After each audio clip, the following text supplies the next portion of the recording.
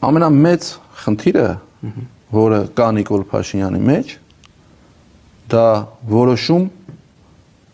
չկայացնելու իր սովորությունն է։ Նա չի կարողանում կայացնել հստակ որոշումներ։ Պետական պաշտոնյան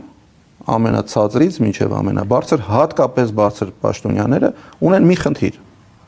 ստանալ տարբեր տեղերից տեղեկություններ, վերլուծել եւ կայացնել հստակ որոշում։ Պատերազմ։ Սեպտեմբերի 27-ին մենք ունեցանք պատերազմ։ Սեպտեմբերի 27-ից հետո, մի քանի 3-4 օր հետո, Հայաստանի Հանրապետության զինված ուժերի գլխավոր շտաբի պետ գեներալ գնդապետ Օնիկ Գասպարյանը զեկուցել է Նիկոլ Փաշինյանին, որ մենք պատրաստ չենք դիմակայել թուրք-ադրբեջանական եւ միջազգային ահաբեկչական խմբավորումների ագրեսիային։ Մենք այս պատերազմը պարտվելու ենք, տանուլ ենք տալու եւ պետք է այս պատերազմը շուտ կանգնացնել։ Նիկոլ Փաշինյանը չկայացրեց այս որոշումը։ Եթե այդ օրը Նիկոլ Փաշինյանը կայացներ որոշում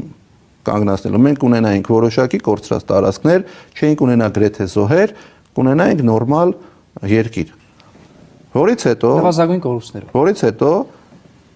Ռուսաստանի Դաշնության նախագահ Վլադիմիր Պուտինը իր հարցազրույցում ասաց, որ Նիկոլ Փաշինյանին առաջարկվել է հոկտեմբերի 19-ին 20-ին լուծում, Նիկոլ Փաշինյանը ելի չի կայացրել որոշում։ Դրա արդյունքում մենք ելի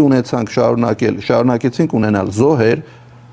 կորցված տարածքներ, քայքայված տնտեսություն։ Ելի որոշում չկայացրեց։ Եկանք հասանք